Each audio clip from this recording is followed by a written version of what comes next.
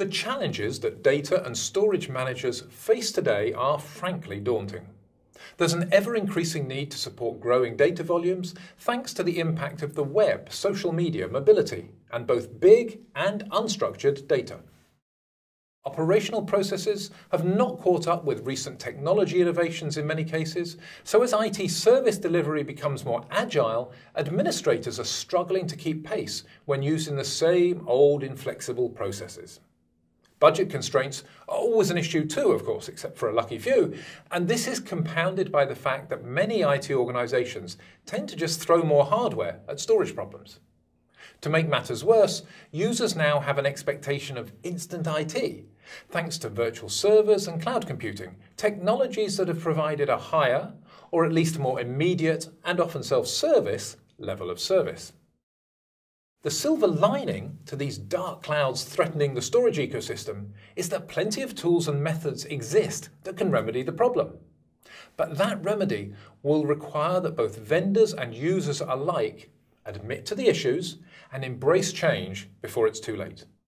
It all starts with data growth, which is probably the only absolute constant in IT, and arguably it's the inevitable cause of many operational problems. Data growth never abates. It occurs whether the economy is up or down. We now live in a zettabyte world. Remember when a measly terabyte was a lot? And it strains systems, people, reasonableness, imaginations, OpEx and CapEx. New IT architectures also present a challenge. Server virtualization drives and stresses both storage capacity and performance needs equally. And a poor storage infrastructure can be an anchor on the success of server virtualization and VDI projects. At the same time, the use of cloud models is increasing inexorably. While the attraction of both server virtualization and clouds of all sorts can be beguiling, users all too often find that storage and its overall management can cause a type of Ponzi complexity behind the scenes. Very often, specific storage exists for a specific application, and huge operational issues arise in making data available to others within or outside an organization. Just imagine if you had to change laptops to go from Word to PowerPoint, and yet that's often akin to how storage, unintentionally even, ends up. With much of the world's new data being produced outside of data centers, often in unstructured or rich media formats, the ability to predict what type of storage is needed within those data centers is both crucial and increasingly difficult. Compounding this is that users now have higher expectations for speed, availability, and immediacy, irrespective of geography, vertical business, and budget. Finally, the lack of flexibility within and between many storage systems makes completing the puzzle even harder. Everything must still be protected and backed up, whether it's a scale-up or scale-out environment, distributed or converged. Many organizations are resigned to over-provisioning and underutilization just to get the job done, knowing full well that such an approach equates to throwing money down the drain. The crux of the problem is that disk technology is 56 years old this year, and tape is 60. This means that the underlying foundations of storage are now eligible for Social Security. The truth is that storage is complex and tough, and for years getting the job done effectively has often trumped getting it done efficiently. But two things have changed lately. First, the economic downturn has put a laser focus on IT efficiency, and storage in particular. And second, the convenient lockstep between new storage technologies and new demands for capacity and performance, whereby the rate of price decline was roughly in line with the rate of capacity growth, has been broken. This means the convenient rough budget equilibrium that resulted has also been broken. Without change and innovation, storage costs will escalate to an unacceptable percentage of IT budgets, and without providing acceptable service levels. As the saying goes, something has to change. The good news is that there are plenty of reasons to be optimistic. Let's take for granted that we want to virtualize IT in general, which will allow us to gain efficiencies in asset utilization, take advantage of the commoditization of hardware, leverage common infrastructures, and provide seamless mobility options. But to do this, we need to provide an infrastructure that allows storage to manage, optimize, and reconfigure itself based on workloads. We need an infrastructure that handles faults autonomously so that applications are not affected. We need an infrastructure that scales dynamically, extending virtually to the requirements of the workload. And finally, we need an infrastructure that adapts to changing scenarios based on policy and enforces those policies via automation. This would be nirvana when it comes to IT and storage infrastructures today. And yet that's exactly what we're moving toward. In so doing, we will address the levels of manual intervention, inflexibility and wasted resources that bedevil today's storage world. There is, however, one thing we need storage to have less of. That's cost. The link or recipe to balance all these aspects is the good old storage hierarchy. As old as the business itself, it was only whispered about during the ILM fad. But the truth is that it has never been more relevant nor more attainable. We can view this through tiers of happiness. Quite simply, we have storage tiers because storage isn't free. Different types of storage exist only because of cost differentials. If storage options were all the same price, we would put everything on the fastest, most convenient, most reliable devices possible. Only because storage has a price, indeed a range of prices, do we think about where to put different data. This picture shows why a need exists for more complete tiering at all levels of the data hierarchy.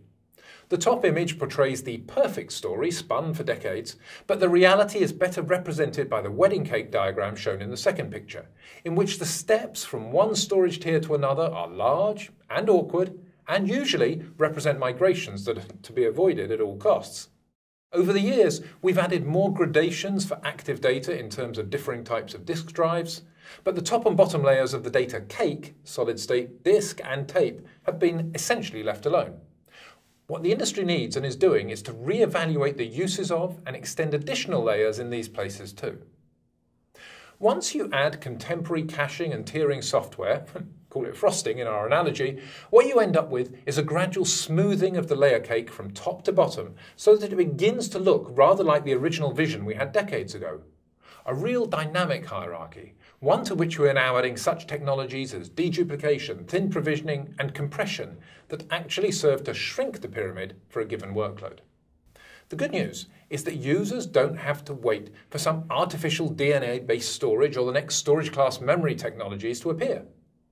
Future technologies hold much promise for sure, but the storage challenge is real today, and a number of technologies that are available or emerging that promise to alleviate the issues. And there are vendors that have the wherewithal to develop and improve technologies to make storage a useful, hopefully almost invisible tool, rather than a pain in IT's neck. Some of the main areas of opportunity are shown here. Embracing an automated storage hierarchy. The value of using tiers and caching for appropriate data placement is irrefutable, both in terms of logic and finances. Storing less data. This means not only a back-end reduction, but also using technology on the front end to prevent unnecessary blocks of data from ever being written. Storing the data you have more efficiently. This includes using straightforward tools such as thin provisioning that are still deployed by a surprisingly small group of users.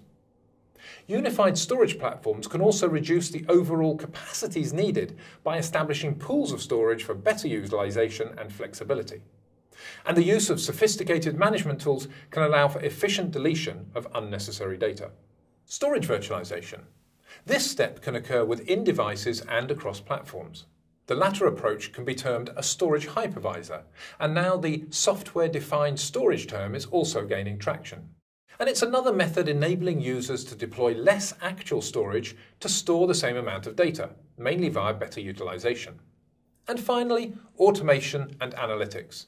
Having systems that are application aware and can implement policies is another emerging route to better storage efficiency. Storage will be given specific requirements by a system administrator, and it will autonomically set performance, protection, tiering and recovery policies. The storage world is dealing with a burning platform. The fuel for the fire is the unrelenting growth in demand for and creation of data. And the flames are fanned by the complexity and inefficiency that is endemic in many storage infrastructures deployed today. There's been a massive consolidation on the vendor side as big vendors seek to have the right tools in their bag, which only goes to show that many of the necessary tools are available already to at least ameliorate and possibly extinguish the flames.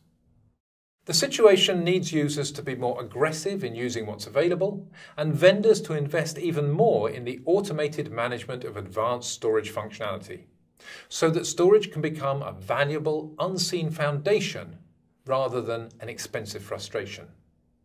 If neither of those changes happen, then we're headed for a catastrophe. If only one or the other happens, then we will at least have bought our industry some time. If both happen, then we should be able to return to a balanced storage system. While the list of requirements for the good outcome to be achieved seems onerous, it is all eminently achievable. The value for users and the opportunity for vendors is so great that it will, hopefully, ensure these advances occur. But the time for both users and vendors to act is now.